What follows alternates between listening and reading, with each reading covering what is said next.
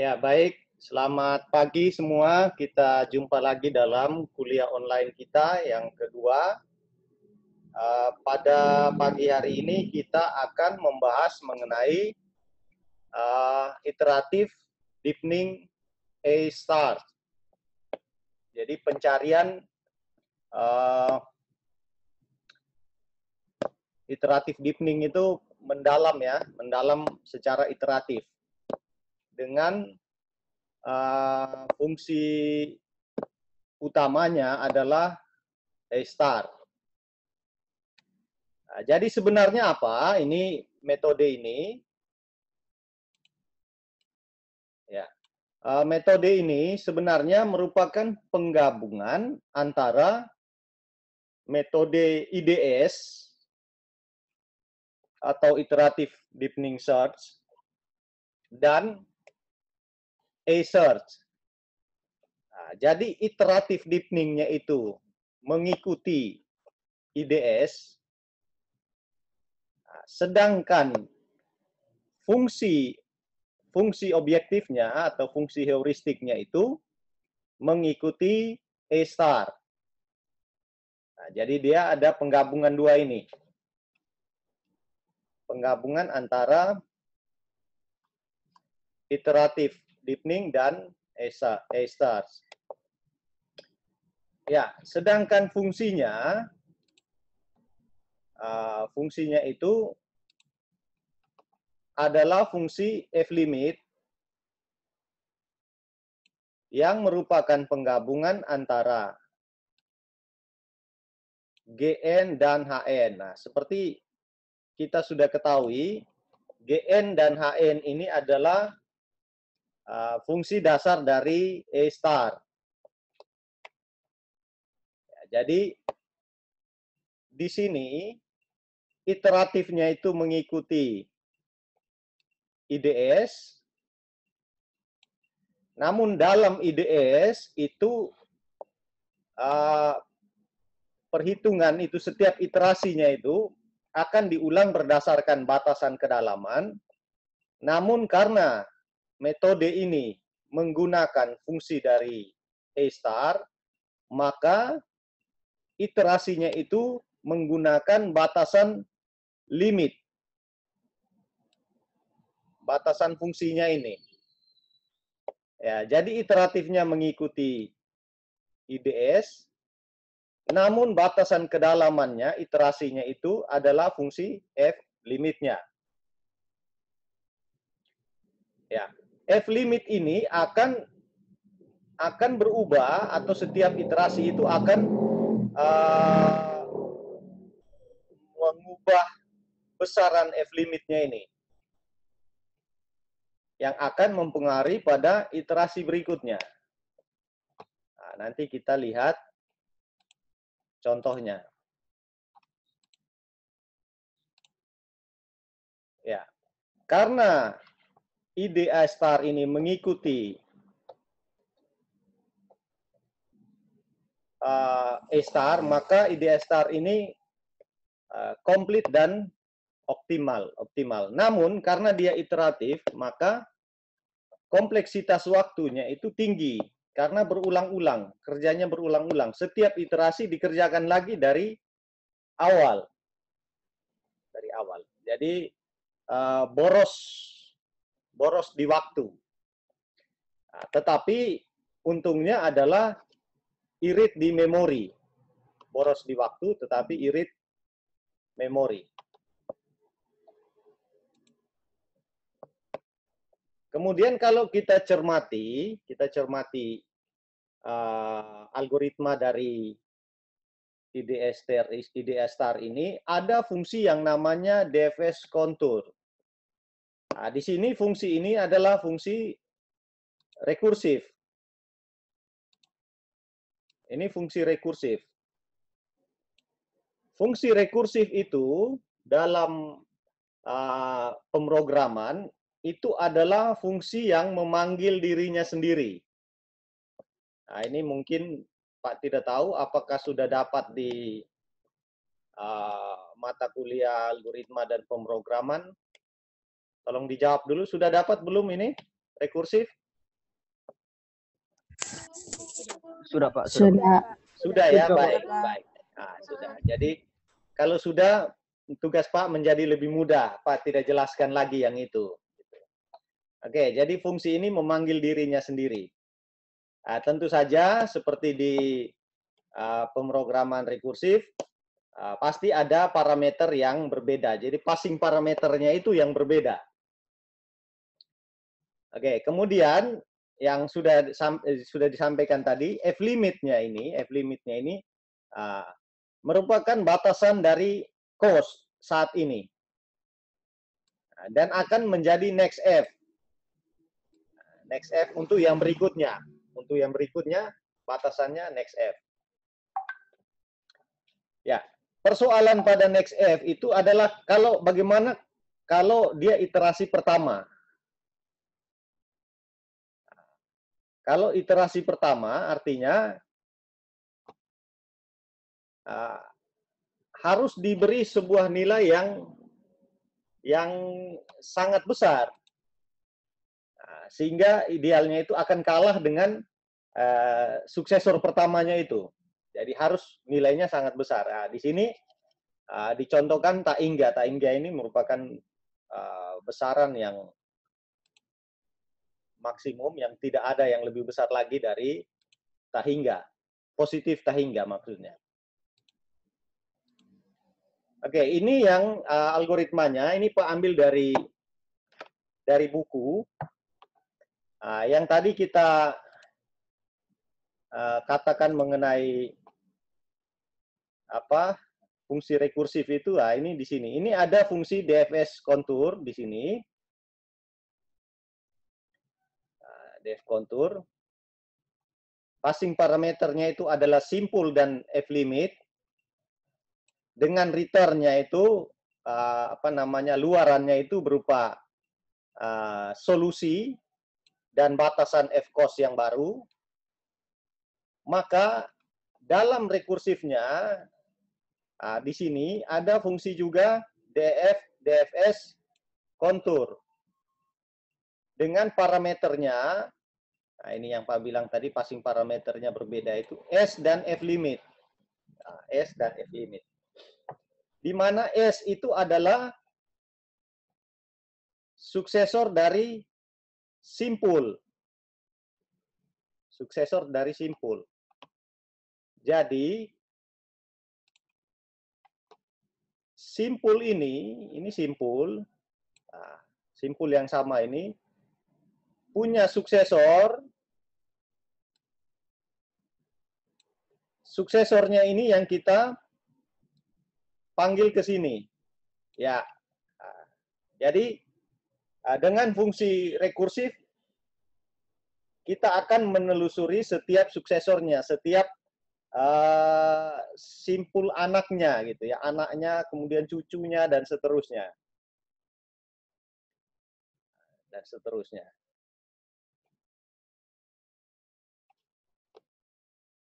Oke. Kemudian ada lagi di sini, jika cost dari simpul itu lebih besar dari F limit, maka return-nya adalah nol. Ini di sini. Sorry. Jika return-nya ini nol, ya nol. Nol ini maksudnya belum ditemukannya solusi, belum ada jalurnya, belum ada path-nya.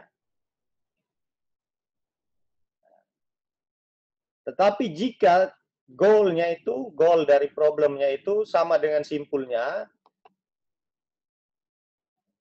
maka return-nya adalah simpulnya itu. Return-nya adalah simpulnya. Simpul terakhirnya itu. Jadi di sini ada dua kondisi, return-nya adalah nol dan simpulnya. Simpulnya.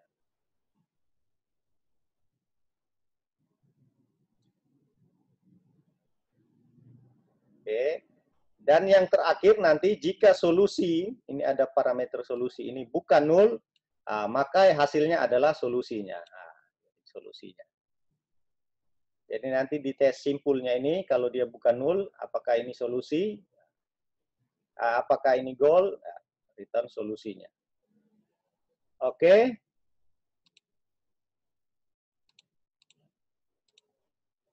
Ini contoh kasus masih yang sama.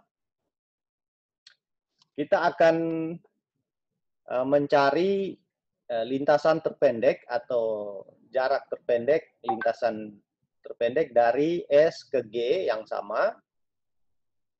S ke G. Dengan S ke A ini adalah biaya sebenarnya, dalam hal ini jaraknya, panjang jalannya, dan biaya perkiraan atau HN dari S ke G ini bisa kita anggap sebagai jarak garis lurus dari S ke G ini adalah 80 kilometer atau meter atau satuan lainnya 80. Dan nanti kita mau lihat bagaimana kita selesaikan persoalan ini dengan IDA start. Oke, kita lihat langkah pertama. Tentu saja S-nya kita buka ya. S-nya kita buka.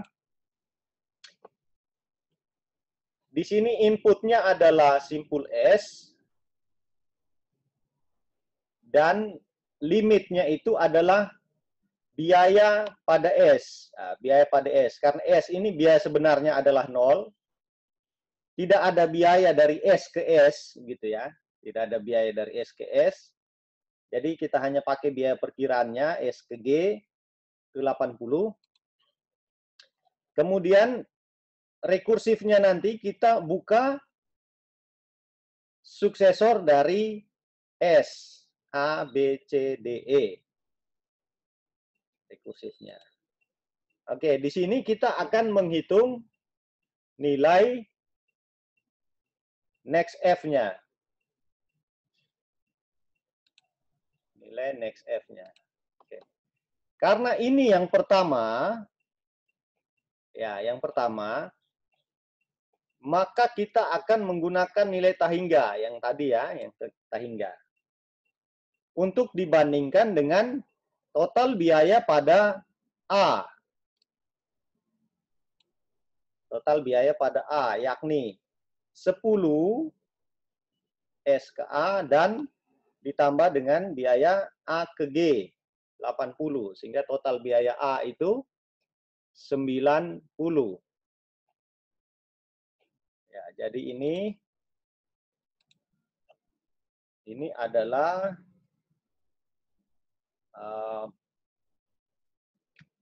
GN ditambah HN.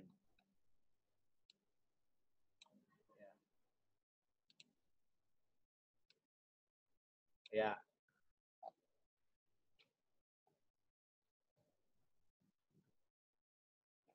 Ya, kemudian seperti algoritma yang kita jelaskan tadi, kita lihat tadi bahwa nilai yang dikembalikan sampai tahap ini adalah 0. 0. Nah, karena next F-nya ini lebih besar dari F limitnya, 0. 0. Nilai yang dikembalikan adalah 0. Oke.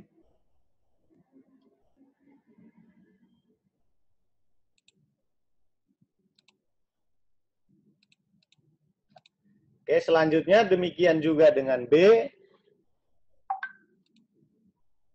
Ketika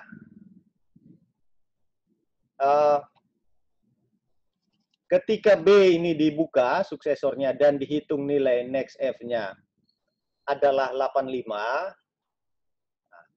maka A ini tidak mungkin tercapai. Kenapa? Karena nilai next F untuk A itu adalah 90, sedangkan nilai next F untuk B itu adalah 85. Jadi sampai di iterasi ini, sampai di tahap ini, bisa kita katakan bahwa tidak mungkin ditemukan solusi dari A. tidak mungkin ditemukan solusi dari A. Kalau B masih mungkin. Kalau B masih mungkin. Kita lihat lagi C. C itu punya 100 biayanya. Next F-nya. Next F 100. Jadi kalau nanti jaraknya ini kita mau telusuri dari C, berarti minimal biaya itu, minimal limitnya itu adalah 100. Nah, next F ini akan menjadi F limit itu. Jadi pengertiannya begitu. Kalau seandainya kita mau telusuri dari C nanti, maka biaya itu limitnya itu, biaya minimumnya itu adalah 100. Biaya minimumnya 100. Nah, di sini kita lihat, kita bandingkan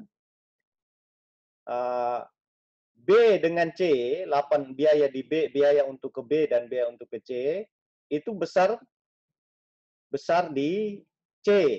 Nah, jadi tidak mungkin ini C terpilih, masih menang B. Kalau solusinya melalui B, berarti biayanya minimal 85. Minimal 85. Oke, dengan cara yang sama, kita lanjut ke D. D tidak mungkin. Dan E, ketika E ini 84, maka tidak mungkin melalui B. Tidak mungkin melalui B. Nah, selanjutnya, nilai yang dikembalikan adalah, ini 84, ini masih lebih besar dari 80, maka nilai yang dikembalikan adalah 84, nanti akan menjadi F limitnya, dan solusinya itu adalah 0, masih 0. Itu langkah pertama, iterasi pertama. Ya, selanjutnya di iterasi kedua akan diulangi lagi dari S. Nah, tapi kita tidak jelaskan lagi dari S, kita langsung saja. Ini F limitnya 84. Ya, F limit 84. Ini dicek lagi kembali. Jadi berulang-ulang seperti itu. Makanya tadi di awal disebutkan kompleksitas waktunya itu tinggi. Nah, ini A kan sudah kita cek di awal. Nah, di sini kita cek lagi. Tapi untuk limit 84. Kita cek lagi yang sama. Kita cek lagi. Nah, ternyata D itu 110. Makanya D tidak tercapai. Kemudian J itu 130. Nah, maka sampai di tahap ini menang yang B. Kalau nanti goalnya melalui B, maka minimal biaya yang harus dikeluarkan adalah 85. Nah, di sini return nilainya, next F-nya adalah 85, punyanya B, dan 0 untuk solusinya. Belum ada solusi. Oke, jadi return itu nilai yang kembalikan itu. Bentar. Return itu nilai yang dikembalikan itu adalah ini. Ini dan ini. Ini dan ini. Kemudian next F-nya itu 85 itu akan menggantikan nilai limitnya untuk iterasi berikut. Jadi yang sudah Pak katakan tadi, untuk iterasi berikutnya minimal dibutuhkan 85. Karena akan melalui B nanti. B ini akan kita buka suksesornya. Jadi konsepnya seperti itu. Nah, B ini kita buka,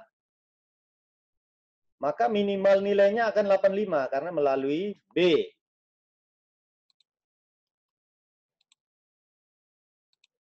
Ya. Selanjutnya di iterasi ketiga, ini B-nya sudah dibuka. A, F, dan K. F limitnya tadi 84 menjadi 85. Nah, kita hitung lagi yang sama. A 90. A yang melalui B 115. Maka ini tidak tercapai. F 100 tidak tercapai, masih menang A. 105 tidak tercapai. 100, 120 tidak juga. 110, 130. Ya. Maka pada langkah ini, nilai yang dikembalikan adalah 0 dan next F-nya 90. Jadi seperti itu.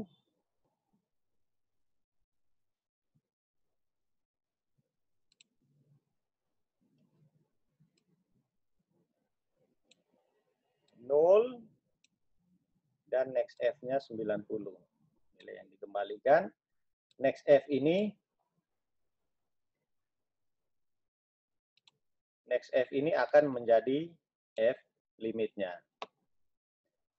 Oke, mungkin Pak ini pemberitahuan dulu, Pak ada dapat peringatan waktu tinggal 10 menit.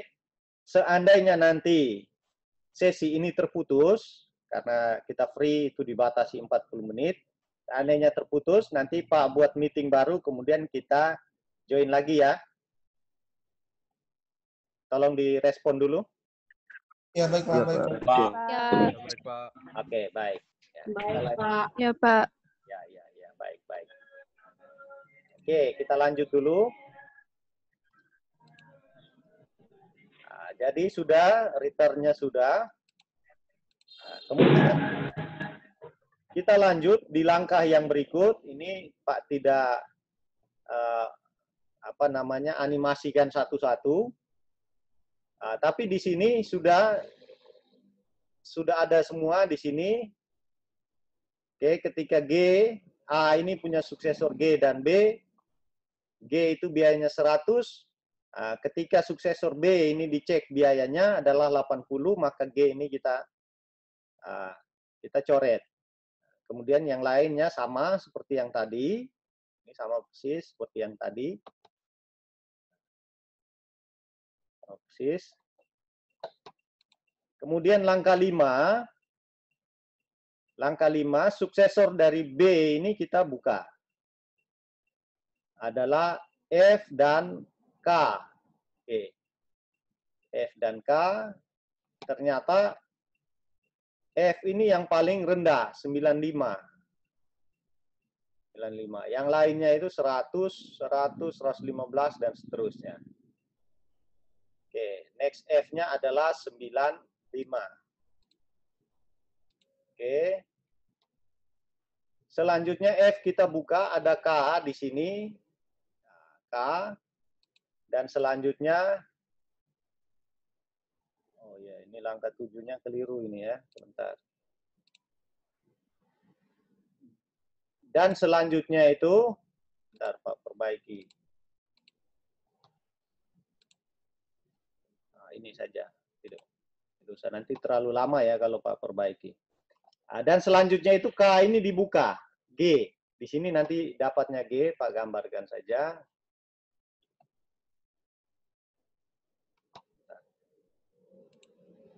Pak share screen dulu ya. Ini slide yang benarnya ada di flash. Pak buka slide yang belum betul ini. Pak share dulu. Oke. Sudah ya, sudah kelihatan ya share-nya ya. Oke, selanjutnya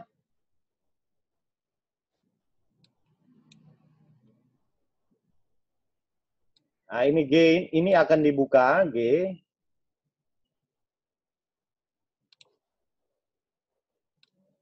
Di sini akan ada G.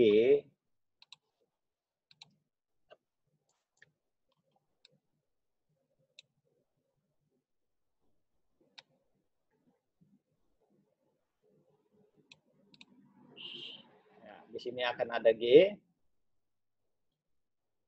Dengan biaya G itu kalau tidak salah 95.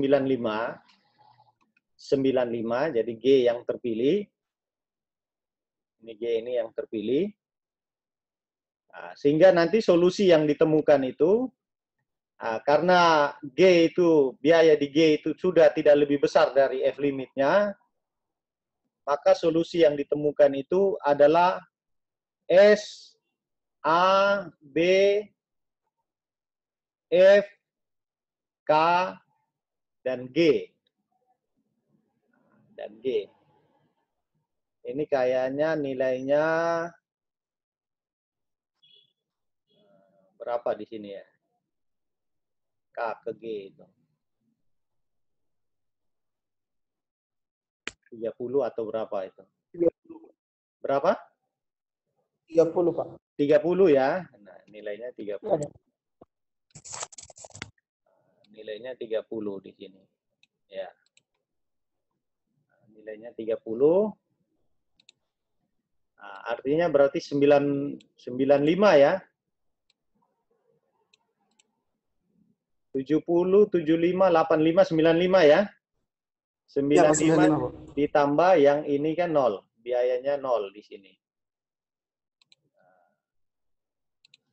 Biaya ini kan 0 di sini. Ya. Jadi nanti biayanya adalah 95, jalurnya itu S, A, B, F, K, G. Ya. Jadi itu prinsip dari metode pencarian iteratif deepening. Iteratif deepeningnya sama dengan IDS, tetapi kalau IDS itu berdasarkan, kalau IDS itu kan berdasarkan level gini kita cari. Ini pertama ini level 1. Nah, kemudian iterasi kedua level 2. Iterasi ketiga level 3. Dan seterusnya. Iterasi keempat di level 4 dibuka semua. Di IDE Star tidak berdasarkan level ini, tetapi berdasarkan F limitnya. Nah, F limitnya. Jadi di sini kan ada F limit. Berdasarkan F limitnya. Jadi memang ini dibuka semua yang pertama, tapi yang kedua buka saja yang ini, begitu. Tidak semua. Yang kedua itu buka saja yang terkecil ini. Tidak semuanya ini dibuka sekalian, gitu. Karena limitnya menang yang ini, yang E ini. Nah, selanjutnya iterasi berikut limitnya menang yang B paling kecil, buka lagi yang B. Nah, bedanya seperti itu. Oke, waktu kita tinggal kurang dari 3 menit. Mungkin ada pertanyaan? Silakan.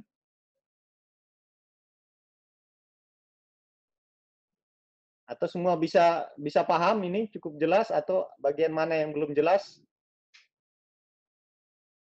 Jelas, Pak. Jelas, Pak.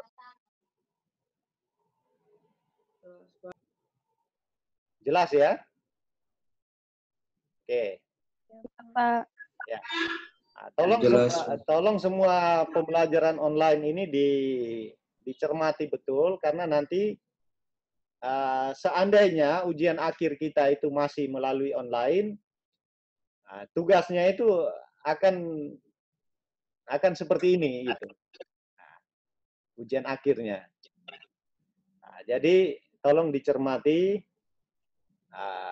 esensi dari setiap metode yang kita pelajari. Oke, baik. Bisa ya? Oke, kalau semua sudah jelas,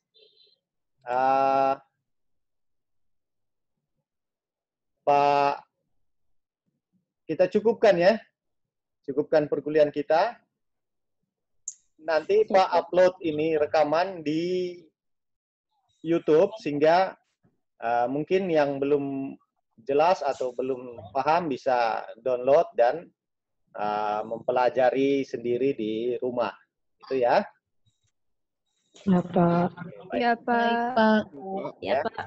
Siapa? Terima kasih, Pak. Oke, kita cukupkan sekian. Sampai jumpa minggu depan. Ya.